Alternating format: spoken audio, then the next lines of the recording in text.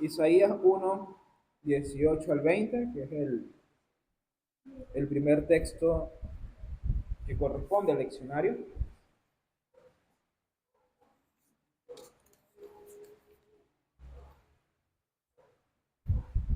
El primer texto que corresponde al leccionario es Isaías 1, 18 al 20.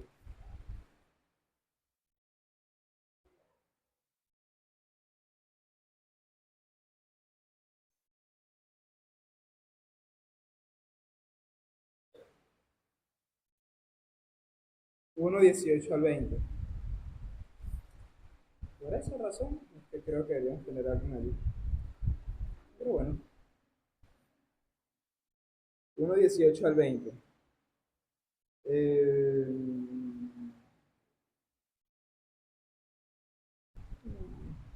Mira qué raro, esta Biblia tiene un error tipográfico. Confundo.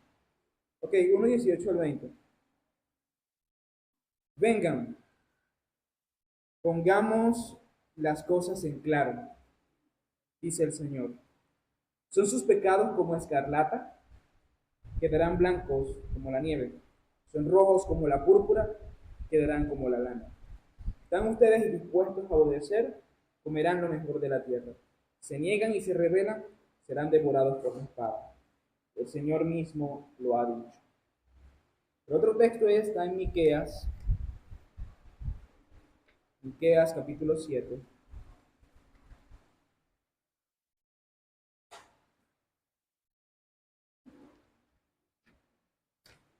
Voy a dar un poquito de tiempo porque yo sé que Miqueas suele ser difícil de conseguir, de hecho no lo consigo. Aquí está. Está antes de Nahum, después de Jonás. Miqueas, capítulo 7, versículo 18 al 20, al 19, perdón. ¿Lo tiene? Ok. 7, 18 al 19. Dice, ¿qué Dios hay como tú que perdone la maldad y pase por alto el delito del remanente de su pueblo? No siempre estarás airado, porque tu mayor placer es amar. Vuelve a compadecerte de nosotros. Pon tu pie sobre nuestras maldades, que arroja al fondo del mar todos nuestros pecados. Ahora vamos a ir a 1 de Timoteo capítulo 1. 1 de Timoteo capítulo 1. Este sería el tercer sermón sobre la serie de Timoteo. 1 de Timoteo capítulo 1, versículos 12 al 17.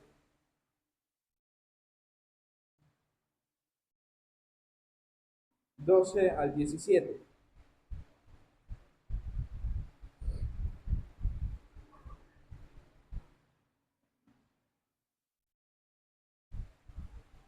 Dice así, doy gracias al que me fortalece, Cristo Jesús nuestro Señor, pues me consideró digno de confianza al ponerme a su servicio. Anteriormente yo era un blasfemo, un perseguidor y un insolente, pero Dios tuvo misericordia de mí porque yo era un incrédulo y actuaba con ignorancia. Pero la gracia de nuestro Señor se derramó sobre mí con abundancia, junto con la fe y el amor que hay en Cristo Jesús. Este mensaje es digno de crédito y merece ser aceptado por todos. Y Cristo Jesús vino al mundo a salvar a los pecadores, de los cuales yo soy el primero. Pero precisamente por eso Dios fue misericordioso conmigo, a fin de que en mí, el peor de los pecadores, pudiera Cristo Jesús mostrar su infinita bondad. Así vengo a ser ejemplo para los que, creyendo en Él, recibirán la vida eterna. Por tanto, al Rey eterno, inmortal, invisible, al único Dios, sea honor y gloria por los siglos de los siglos. Amén. Vamos a orar, hermanos. Amado Dios y buen Padre, te pido, Señor, que nos bendigas con tu palabra. Que nuestras almas sean alimentadas, Señor, con lo mejor de tu mesa. Que nos des de tu gracia, Señor, para ser edificados en Cristo. Te pido, Señor, que el mensaje del Evangelio, del cual el apóstol Pablo habla, sea abrazado, Señor, con todas nuestras fuerzas en nuestro corazón, para vivir, Señor, como a ti te agrada. Te pido, mi Dios, que nos des corazones reverentes, ansiosos por poner por obra tu palabra, pero también, Señor, que nos ayudes a entender. Ayúdanos a entender, Señor, nuestra propia vida. Ayúdanos a entender tu propia voluntad. Ayúdanos a entender, mi Dios, qué deseas de nosotros y cómo debemos responder. Amado Padre, te pido que tú bendigas a tu iglesia, incluso a los más pequeños, que tú realmente des de tu bendición con tu palabra, Señor. Te ruego también, Señor, que tengas compasión de mí a pesar de mis dificultades, a pesar del cansancio, o de cualquier otro factor humano que pueda ser de obstáculo. Te pido, Señor, que a pesar de eso, tú estés conmigo hablando a tu iglesia y proclamando tu mensaje a tu iglesia y edificando y transformando tu iglesia. Señor, derrama de tu poder, bendice tu palabra, prospera tu obra en medio de esta iglesia. Te lo pido, mi Dios, en el nombre de Jesús. Amén. Amén. Muy bien. En 1748, John Newton, el famoso autor del himno Sublime Gracia, vivió una experiencia cercana a la conversión, pero también a la muerte, mientras viajaba en un barco. Se dice la historia que él se enfrentó a una tormenta sumamente aterradora, hasta tal punto de que él y muchos otros sentían que iban a morir. Y en medio de su desesperación, Newton clamó a Dios: Señor, ten misericordia de nosotros. Y si no lo saben, John Newton era un terrible pecador porque era un vendedor de esclavos.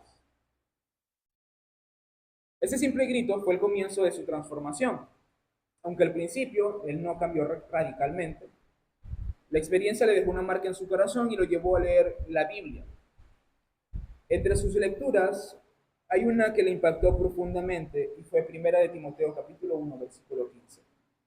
Este mensaje es digno de crédito y merece ser aceptado por todos. Que Cristo Jesús vino a salvar a los pecadores, de los cuales yo soy el primero. El mismo Newton se identificó muchísimo con las palabras de Pablo. Primero que nada, porque sabía que era un pecador y que necesitaba un salvador, pero también porque él se reconocía, al igual como Pablo, como el primero de los pecadores o como un pecador muy grande. Sin embargo, Dios demostraba que este mensaje era digno de ser recibido y por lo cual él ahora pues era salvo. Esto hizo que su vida cambiara radicalmente, que pudiera hallar paz en los brazos del Salvador, pero también que pudiera cambiar radicalmente su vida. Dejó de vender esclavos y sirvió a la iglesia con muchas fuerzas. Y basado en eso fue que escribió uno de los himnos más hermosos que cantamos en la cristiandad, el himno Sublime Gracia. Algo que fue significativo para él y también incluso para nosotros. Hermanos, nosotros tenemos que entender, al igual que John Newton, igual que Pablo, que nosotros tenemos un mensaje, el mensaje del Evangelio, que está cargado de dignidad. Este mensaje es digno de ser proclamado, de ser recibido, de ser glorificado, de ser puesto en alto. Su mensaje, hermanos, que trae salvación, es el único mensaje en el mundo que puede realmente transformar vidas, hacer que los muertos pasen a la vida, hacer que las personas nazcan de nuevo, hacer que realmente las personas sean transformadas, no meramente de manera conductual, sino desde su corazón, desde lo más interno de sí mismos. Y a veces pareciera que esto realmente no es algo de lo cual asombrarnos, ¿no? Bueno, ya hemos escuchado ese mensaje tantas veces. Pero yo quiero, hermanos, que hoy nosotros recordemos la dignidad de este mensaje. De hecho, de eso se trata el sermón de hoy, de mostrar la dignidad de este mensaje. Este mensaje tiene una dignidad arrolladora. Y esto es precisamente lo que yo quiero que desarrollemos y entendamos a la luz de este pasaje. Quiere el Señor mostrarnos la dignidad de su mensaje y de vivir conforme a ello. Lo primero que quiero mencionar, hermanos, es que este mensaje es digno de ser proclamado. Este mensaje es digno de ser proclamado. El apóstol Pablo, en el versículo 11 del pasaje anterior, terminó la idea diciendo de que la ley tiene que ver con la sana doctrina, la sana doctrina se enseña en el Evangelio y ese Evangelio se le fue encargado al apóstol Pablo. Lo que está queriendo decir allí el apóstol Pablo es que Dios le dio un encargo y este encargo es el Evangelio. ¿Ok? Y este Evangelio No simplemente se le encargó como, bueno, toma, aquí lo tienes, sino que esto significa que Dios le dio una tarea al apóstol Pablo, y esta tarea era la de proclamar este mensaje. Y aquí donde él dice que él agradece a quien lo fortalece, esto es a Cristo, quien lo fortalece en un sentido moral y espiritual para llevar a cabo este mensaje. Porque Dios lo consideró digno de confianza para poder cargarle o darle este encargo. ¿Y cuál era este encargo? Bueno, el encargo era llevar el mensaje del Evangelio a los gentiles. Ahora, aquí hay una frase que puede ser un poco extraña, dicho en los labios de Pablo, y es cuando dice que Dios lo consideró digno de confianza. Uno se podría preguntar, bueno, pero ¿cómo es posible que Dios considere digno de confianza a un pecador? Más sabiendo lo que dice el apóstol Pablo en el contexto, ¿no? Porque el apóstol Pablo dice que él era perseguidor de la iglesia, que él era un blasfemo, que él es el primero de los pecadores y que es el peor de los pecadores. Entonces uno podría pensar, bueno, pero ¿cómo es esto que Dios consideró digno a alguien para poder encargarle el mensaje de salvación? Bueno, aquí debemos precisamente leer esto a la luz de su contexto. Después vamos a leer un pasaje que da luz sobre este tema. Y es que realmente la dignidad de la cual el apóstol Pablo habla no es una dignidad que el apóstol tuviera por sí mismo, porque realmente en sí mismo él era un perseguidor de la iglesia, alguien que manchó sus propias vestiduras en la sangre de nada más y nada menos que el diácono Esteban. Entonces realmente el apóstol Pablo no fue digno de ser llamado por Dios, por lo menos digno en el sentido de en sí mismo. Fíjense, por ejemplo, lo que dice 1 Corintios capítulo 15, versículo 9. Dice, admito que yo soy el más insignificante de los apóstoles y que ni siquiera merezco ser llamado apóstol porque perseguía a la iglesia de Dios. El mismo apóstol Pablo dice que él recibió el apostolado y que no merece ser llamado apóstol, es decir, no merece ese encargo dado por Dios. ¿Por qué? Porque fue perseguidor de la iglesia. Entonces Dios consideró al apóstol Pablo como digno, no por sí mismo, ¿sí? De hecho, la dignidad del apóstol Pablo en este sentido es más bien negativa, ¿no? Dios lo utilizó para mostrar su gracia en el más grande de los pecadores. Dios lo utilizó como una clase de ejemplo a los seres humanos para demostrar que si Dios puede perdonar a un perseguidor y fariseo, ¿cuánto más no puede perdonarnos a nosotros? ¿Ok? A final de cuentas, hermanos, el Pablo considera esto porque el Evangelio es digno de ser proclamado. Él fue llamado y hecho digno de este llamado, porque este llamado es digno de ser acatado y el mensaje proclamado debe ser llevado a todas las naciones. Esta dignidad, hermanos, está presente en esta tarea y significa que es parte de nuestra gloria. Nosotros debemos considerar que este mensaje tiene que ser llevado a las naciones porque es digno en sí mismo.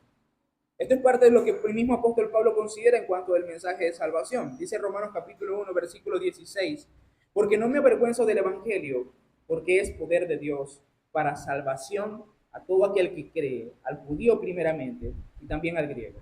De hecho, podríamos compararlo con 1 Corintios capítulo 1, dice, no me gloriaré en otra cosa, sino en la cruz de Cristo. Y aquí el apóstol Pablo se está refiriendo al mensaje de la cruz, al mensaje del Evangelio. Este mensaje tiene tal dignidad, hermanos, que es necesario proclamarlo a todas las personas. No me avergüenzo de ese mensaje. ¿Por qué? Porque ese mensaje tiene poder. Ese mensaje es digno de ser llevado a todas las naciones. Hermanos, la dignidad de este mensaje se encuentra en el impacto, en el poder, en la relevancia que tiene para el ser humano. Es digno de ser proclamado este mensaje por todos aquellos que han sido llamados a esta tarea, por todos aquellos que han sido llamados a la salvación. Ahora la pregunta, hermanos, si realmente este mensaje tiene tal cualidad, ¿por qué muchas veces nosotros callamos el mensaje? ¿Por qué si podemos decir no me avergüenzo del Evangelio, porque es poder para la salvación de los hombres, pareciera que nos avergonzáramos del Evangelio? Pareciera que nos avergonzara decirle a las personas el mensaje de salvación. Pero este es un mensaje, hermano, que nosotros deberíamos levantarnos en las plazas, en las camionetas y en todos los lugares y llevar ese mensaje. ¿Por qué? Porque ese mensaje es digno de ser proclamado. Hermanos, esta es la noticia más maravillosa de todas. Que Jesús vino a salvar a los pecadores. Que todos los problemas de la humanidad, hermanos, que están enraizados y relacionados con el pecado, Cristo básicamente vino a redimir ese problema, ese gran problema, el problema del pecado. Si nosotros tenemos un mensaje tan asombroso, como es el mensaje del Evangelio, ¿por qué lo callamos? Si el mensaje del Evangelio es luz, ¿por qué lo ocultamos? Si realmente este mensaje es lo que la Escritura dice, que es, porque ciertamente es lo que la Escritura dice que es, entonces no deberíamos por qué callar el mensaje de salvación. De hecho, hermanos, a veces yo creo que nos hace falta entender mejor esto y tener un poco más de convicción en cuanto a la dignidad de este mensaje y en cuanto al poder de este mensaje. A veces creemos, hermanos, que la relevancia de esto radica en nosotros, como que, bueno, todo depende de cuán buen comunicador del Evangelio sea. Hermanos, el Evangelio tiene poder en sí mismo. Dios salva a los pecadores. Este mensaje tiene poder por sí solo. Y este es mi primer punto, hermanos. Este mensaje es digno de ser proclamado. Pero en ese mismo sentido, este mensaje no solamente es digno de ser proclamado, sino que también es digno de ser recibido. Aquí es donde el apóstol Pablo da su hermoso versículo, ¿no? Que este mensaje es digno de ser recibido por todos los hombres. Este mensaje no es nada más y nada menos que Jesús vino al salvar a los pecadores, de los cuales Pablo se considera a sí mismo el primero de los pecadores. Al igual que nosotros deberíamos considerar algo similar. Yo por lo menos me considero el segundo. Porque no le quiero quitar el puesto a Pablo, porque Pablo ya dijo que es el primero, entonces yo estoy en el segundo lugar. Ahora, hermanos, pensemos un momento, ¿no? ¿Qué es lo que hace que Pablo se considere a sí mismo el primero de los pecadores? Bueno, eso lo dice en los versículos 13 y 14, ¿no? Él era perseguidor de la iglesia, él era un insolente. Pero hasta cierto punto, hermanos, uno podría decir, bueno, es que realmente hay otros perseguidores de la iglesia y hay otros insolentes. ¿Por qué específicamente Pablo dice que es el primero de los pecadores? La explicación, hermanos, que han dado diferentes teólogos y pastores, escritores, etcétera, es que Pablo dice esto basado en una convicción personal de su propia condición. Yo puedo testificar de mi pecado más de lo que puedo testificar del pecado de cualquier otra persona. Yo puedo testificar no solamente por lo que he hecho, sino también por lo que pienso, por lo que siento, por lo que soy y sé que Dios sabe que soy. Entonces el apóstol Pablo se considera a sí mismo el peor de los pecadores o el primero de los pecadores porque él conoce su pecado como más nadie lo conoce. Y aquí es donde está la gracia. Aquí es donde está la bondad de Dios. O sea, aquí es donde el apóstol Pablo dice, por eso es que Dios derramó abundantemente su gracia sobre mí. Dios derramó su gracia abundantemente sobre mí, me llamó a ser apóstol a pesar de que yo soy el peor de los pecadores. Y esta es la lógica que utiliza el apóstol Pablo y es la lógica que realmente utiliza Dios. Si Pablo siendo el primero, si Pablo siendo el peor de todos los pecadores que han existido, ¿cuánto no más este mensaje traerá salvación, gracia y vida eterna a todos los hombres que lo reciban? Entonces, esto, hermanos, básicamente lo que el apóstol Pablo está diciendo, este mensaje es digno de ser recibido por todos los hombres, por el simple y sencillo razón de que yo, como el peor de los hombres, necesité recibir el mensaje también. Es digno de ser recibido, hermanos, porque este es un mensaje para los pecadores, para todos los hombres. Y todos los hombres deberían escuchar esta noticia y realmente recibirla. Pero normalmente cuando nosotros escuchamos esto o cuando leemos estas porciones de las Escrituras, eh, pensamos en otras personas, ¿no? Como bueno, esto es realmente una consideración que nosotros deberíamos tener en cuanto a los incrédulos, y ciertamente es así. Los incrédulos deberían escuchar el mensaje y deberían recibir el mensaje, a pesar de que no lo hagan, pero deberían hacerlo porque es un mensaje digno de ser recibido. ¿Ok?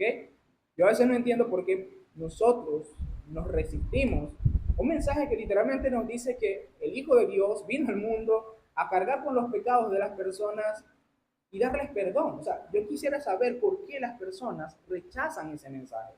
Bueno, ¿por qué yo como pecador en algún momento rechacé ese mensaje? ¿Por qué yo voy a rechazar algo que se me está dando gratis, por pura gracia?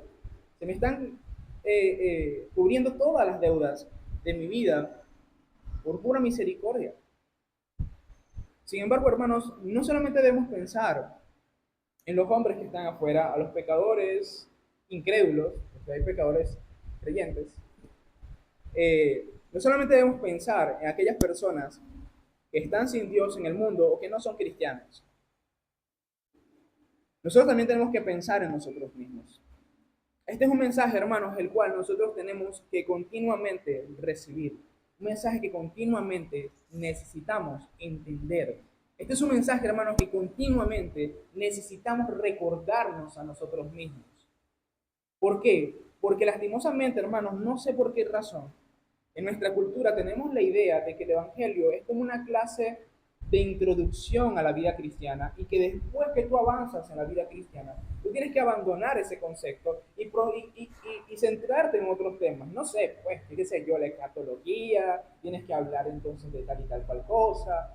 Y hermanos, eso no es lo que nosotros vemos en las Escrituras. Nosotros vemos en las Escrituras de que cuando el Señor Jesús resucitó, nos habla de que Él empezó a abrir el entendimiento de los discípulos, mostrándoles cómo en la ley de Moisés, cómo en los salmos, cómo en los profetas, cómo en los escritos, cómo en distintas partes del Antiguo Testamento estaba revelado de que Jesús moriría, sufriría y resucitaría. Eso no es otra cosa que el Evangelio. ¿Qué es lo que estaba mostrando el Señor allí? Que en cada página del Antiguo Testamento, en un sentido general, estaba el Evangelio. Entonces nosotros necesitamos recibir continuamente este mensaje. Es digno de ser recibido, sí, por los incrédulos, pero también por los creyentes. Nosotros, hermanos, necesitamos recibir continuamente este mensaje. Necesitamos continuamente mostrarnos y recordarnos a nosotros, hermanos, quién es el Salvador que nos salva del pecado. Necesitamos recordarnos continuamente el sufrimiento que Jesús experimentó en la cruz del Calvario. Necesitamos recordarnos continuamente lo que significa que hemos resucitado conjuntamente con Cristo. Porque si usted estudia bien las cartas del apóstol Pablo, hermano, se dará cuenta que cada desarrollo doctrinal que hacen las cartas están íntima y estrechamente relacionadas con la cruz de Cristo y con su resurrección. Si nos olvidamos del Evangelio, cierra la escritura, hermano. Este es un mensaje que es digno de ser recibido por todos. Es un mensaje que es digno de ser recibido también por la iglesia y tenemos que recibirlo continuamente. No lo recibas simplemente como algo nuevo, sino como algo que necesitas diariamente, como jugar el pan de cada día, como algo necesario para renovar tus fuerzas en el Señor y para crecer en la fe. Sobre todo, hermanos, este es un mensaje digno de ser recibido después que pecamos. Cuando nosotros pecamos, hermanos, y metemos la pata al fondo, y muchas veces lo hacemos, ¿no? Que por alguna razón perdemos el control de nuestra conducta cristiana y no nos comportamos como deberíamos comportarnos. Cuando no hacemos las cosas como deberíamos hacerlas. Y pensamos, bueno, tal vez no soy cristiano. Tal vez no he nacido de nuevo. Tal vez estoy muerto en mis delitos y pecados. ¿Qué es lo que debe recibir una persona en esa condición? El Evangelio. Si esa es tu condición, aunque muy posiblemente no lo sea, estás siendo muy duro contigo mismo, pero incluso si esa es tu condición, lo que debes decirte, pero Cristo murió por los pecadores. Cristo murió por los que estaban muertos en sus delitos y pecados. Alma mía, cree en tu Salvador. Tienes que decirte eso, hermano. No le des el gusto a la carne ni al diablo. Pon tu mirada en Cristo Jesús. E incluso, si tú por algún momento piensas que eres muy santo, muy digno, que tú eres una persona muy recta y que verdaderamente eres intachable y irreprensible, toma ese ser lleno de soberbia. Recuérdate que Cristo Jesús murió por ti.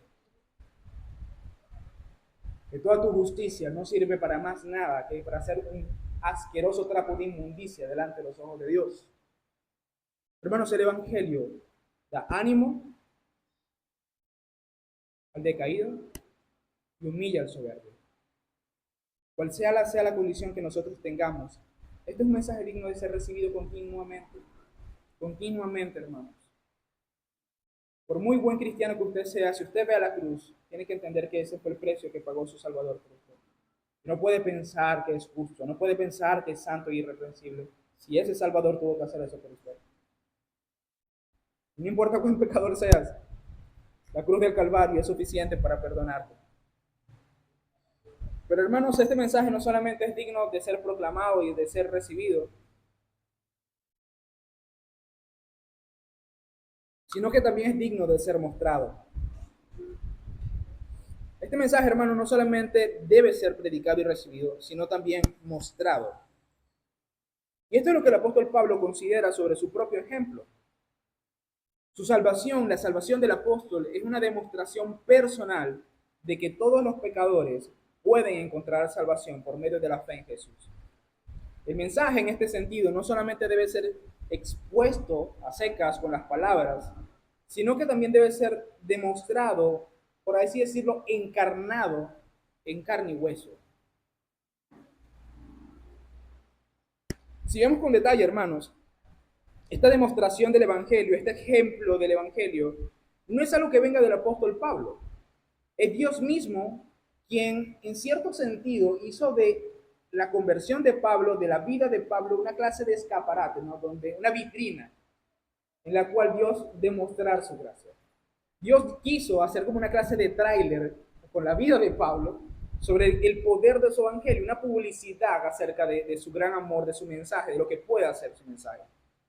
De la misma forma, hermanos, nosotros no solamente debemos considerar, decirle a la gente lo que el mensaje hace o lo que la predicación hace, o lo que Cristo hizo, sino que también nosotros debemos entender que Dios nos ha llamado a mostrar el Evangelio.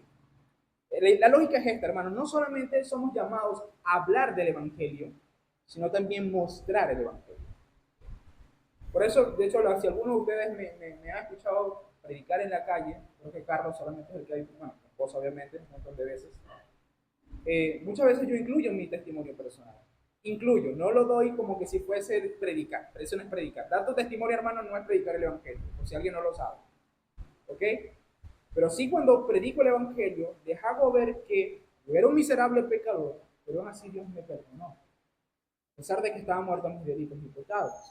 El Evangelio tiene que mostrarse, el Evangelio tiene que verse. Las personas tienen que decir, bueno, ¿qué fue lo que pasó con esta persona que ya no es lo que era antes? Es necesario, hermanos, expresar el Evangelio en vida viva. Ahora, tal vez usted no sea el apóstol Pablo. Yo creo que ninguno acá ha sido perseguidor de la iglesia, ni fariseo, ni circuncidado al séptimo día, ni nada por el estilo. Pero aún así, hermanos, tenemos la tarea de llevar el Evangelio de una forma visible y no solamente audible. No solamente mostrarlo ante los oídos, sino también ante los ojos. Y sobre todo llevarlo al corazón. Y esto, hermanos, no solamente se hace por medio de nuestra propia conversión, sino también a través de nuestras propias vidas. Cómo tratamos a las personas, cómo vivimos diariamente y cómo mantenemos nuestra confianza y esperanza en este tiempo. Para mí, hermanos, uno de los mayores ejemplos de esto es una ilustración que con cierta regularidad utilizo, que viene de uno de los miembros de la iglesia Redeemer de Tim Keller, bueno, del hermano Tim Keller que ahora está con el Señor. Tim Keller cuenta el caso de un hermano que mostró el Evangelio en su trabajo. No lo predicó, lo mostró. Este nos cuenta que un hombre de negocios preparó a una mujer para un cargo en donde él trabajaba, para ocupar un cargo, al parecer un cargo de cierto peso, con buena paga. Y por alguna razón, esta mujer cometió un error y estaban a punto de despedirla. Básicamente iba a perder el trabajo de su vida. Era un buen empleo y ser despedida significaría un grave retroceso en su carrera. Pues su jefe, cristiano, miembro de la iglesia Redeemer, resulta que interpuso su propio cargo por ella. Habló con las personas encargadas y dijo, mira, realmente no es culpa de ella. Yo no la entrené bien, yo no la preparé bien para tener más cuidado con este tipo de errores. Así que realmente no es culpa de ella, la culpa es mía. A causa de eso no lo despidieron, pero sí le quitaron el puesto de trabajo donde estaba y lo redujeron a un puesto inferior. Le echaron la culpa a él porque él básicamente tomó la culpa y hizo que su cargo en la empresa decayera. Lo rebajaron a un puesto inferior y ya no ganaba lo mismo ni tenía la misma posición en la empresa. A todas estas, la mujer se entera de lo que sucede y queda conmocionada por lo que había ocurrido. Y ella le pregunta bueno, primero pongamos en contexto, ¿no? Eso es en Nueva York, ¿dónde es que es? ¿Dónde está la iglesia de él? Se llama Manhattan. Entonces más o menos se puede imaginar qué tipo de ambiente laboral hay en ese lugar. Allí nadie te hace favores, ¿ok? Allí no hay nadie, hay puros tiburones. Hermano, eso no existe en los negocios normalmente, y menos en los negocios en lugares centrales como Manhattan. Y ella insistentemente le pregunta por qué hizo eso. ¿Por qué hiciste eso? O sea, porque nadie hace eso. ¿Por qué hiciste eso? ¿Por qué hiciste eso? Y ella dice, no, tranquilo, o sea, yo voy a recuperar ese puesto, solamente es cuestión de tiempo, yo conozco cómo se mueven las cosas por aquí, pero claramente no le da una respuesta clara. Y ella pregunta una y otra y otra y otra vez. Y después de insistir, él le contestó, te voy a dar esta respuesta una sola vez, así que presta atención. Yo hice sencillamente lo que hicieron por mí. Le explica, yo soy cristiano y creo que Jesús tomó mis pecados, tomó mis errores y pagó el precio por mi culpa. Simplemente traté de imitar un poco de lo que Jesús hizo por mí. ¿Sí se da cuenta? Este hombre estaba dispuesto a sacrificarse por su empleada porque Cristo se sacrificó por él. Y realmente, en ese momento, no solamente las palabras, porque este es el mensaje del Evangelio, lo que él dio. Pero no solamente fueron sus palabras, hermanos, fue que esas palabras estaban acompañadas de un ejemplo concreto, de una vida concreta. No solamente se trataba, hermanos, de que él hablaba el Evangelio, es que su vida reflejaba el Evangelio. Y dice Tim Keller que la respuesta de esa mujer fue, ¿dónde fue que me dijiste que te estabas congregando? Bueno, me imagino que se convirtió, porque después de ese mensajote es como complicado, uno rechaza el mensaje del Evangelio. Hermanos, este mensaje no solamente es digno de ser proclamado y recibido, es necesario, hermanos, que nosotros lo mostremos. Y lo mostramos a través de nuestra vida, a través de nuestras relaciones, a través de nuestro matrimonio, a través de cómo tratamos a nuestros hijos, a través de cómo tratamos a nuestra familia, cómo tratamos a nuestros trabajadores. El Evangelio, hermanos, se muestra con la vida. Para que cuando las personas nos pregunten, ¿por qué tú haces esto? ¿Por qué tú tratas a tu esposa así? ¿Por qué tú tratas a tu esposo de esta forma? ¿Por qué tú tratas a tus hijos así? ¿Por qué me tratas así a pesar de que yo soy tan malo contigo? Tú le digas, siéntate un momento para explicarte el Evangelio. Que nuestras vidas reflejen el Evangelio y realmente, digamos, este es el mensaje digno de crédito. Que nosotros, igual que el apóstol Pablo, seamos una vitrina del Evangelio. Ahora bien, hermanos, este mensaje no solamente es digno de ser proclamado, de ser recibido y de ser mostrado, sino también de ser exaltado.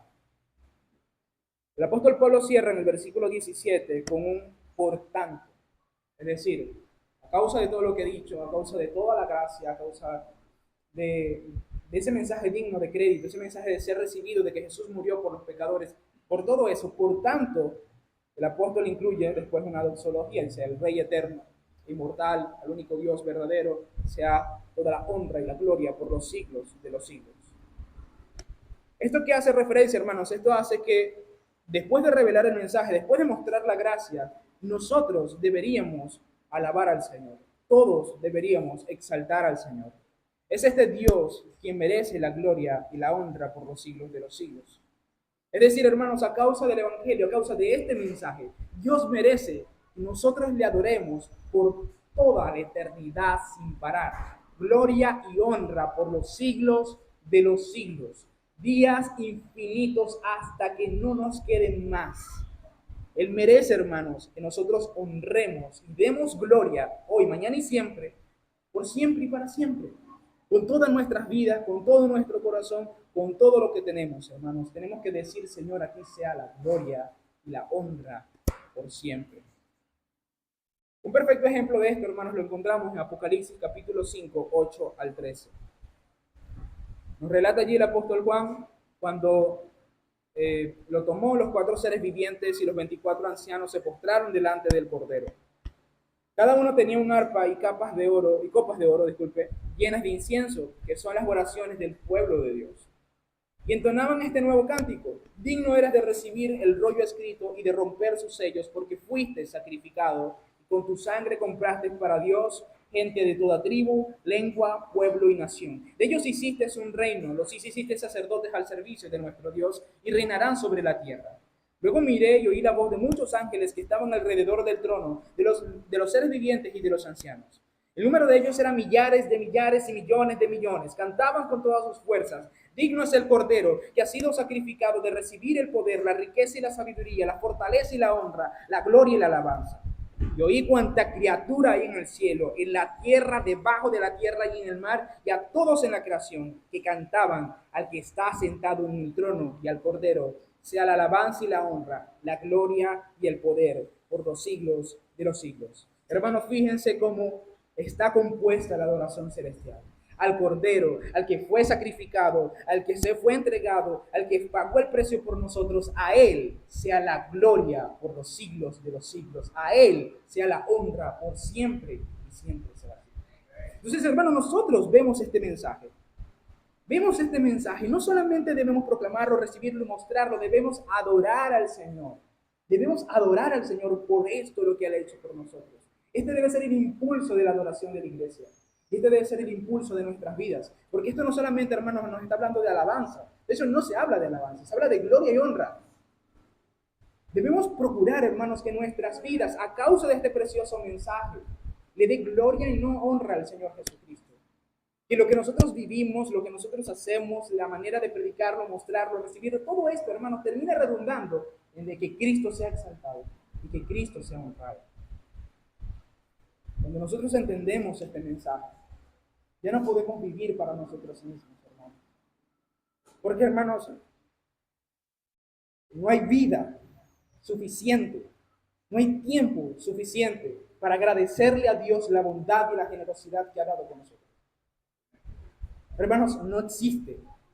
Nosotros juntáramos todas nuestras vidas, tomáramos toda la gracia del Señor en el mundo en este momento y las entregáramos por completo a Él, aún quedaríamos en deuda con Él. Quedaríamos en deuda con Él, hermanos. Entonces, por esta razón, por este mensaje tan precioso que el Señor nos ha dado, por este mensaje tan asombroso que el Señor nos ha dado, vivamos para la honra y la gloria del Señor. No vivamos para nosotros mismos egoístamente.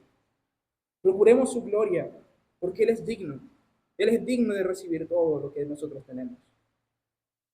Así que, hermano, vive para Él a causa de este mensaje. Este mensaje es digno de ser exaltado con todo lo que tenemos. Finalmente, hermanos,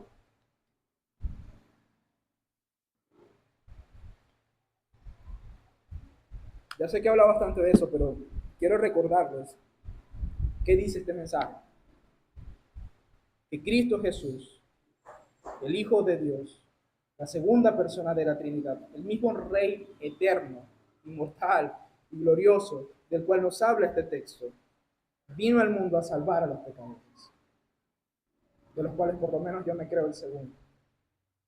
Y pues ustedes pueden creerse el tercero y el cuarto y así sucesivamente. Hermanos, Él se entregó por nosotros. Él cargó cada uno de nuestros pecados sobre la cruz. Hermanos, Él pagó el precio por nuestra salvación. Él sufrió un sufrimiento indescriptible para darnos vida, para restaurar nuestras vidas, para reconciliarnos con Él eternamente, para que nosotros tengamos esperanza y seguridad delante de su presencia. Hermanos, por esta razón, por el mensaje que hemos recibido, proclama, recibe, muestra y exalta este precioso y glorioso mensaje. Vive para la gloria de Dios, y no para tus propios intereses. Vamos a orar.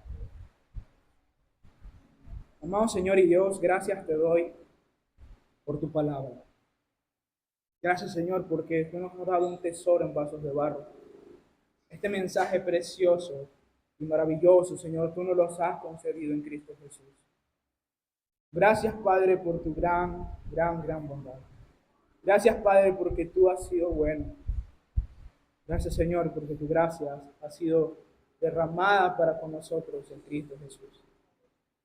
Señor, ayúdanos a ver con un corazón sensible, con una mente clara, con ojos limpios, el mensaje de salvación.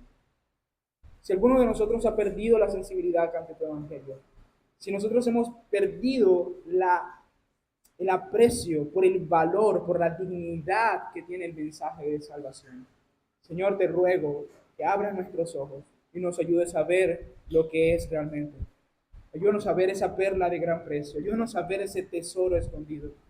Ayúdanos a ver el Evangelio con tal valor, con tal dignidad, que vivamos, Señor, para proclamarlo, para recibirlo, para mostrarlo y para exaltarlo. Señor, tú nos has dado este precioso mensaje, a pesar de que nosotros no somos dignos de eso. Tú nos has llamado al servicio de tu iglesia, para el servicio de este mundo, aunque nosotros no somos dignos de eso. Este precioso tesoro has puesto en vasos de barro, y haz que estos vasos de barro no desprecien tal cantidad de oro que has puesto en nuestras manos. Así que, Señor, ayúdanos, ayúdanos por la sangre y la gracia de Cristo Jesús. Amén. Muy bien, hermanos, vamos a entonar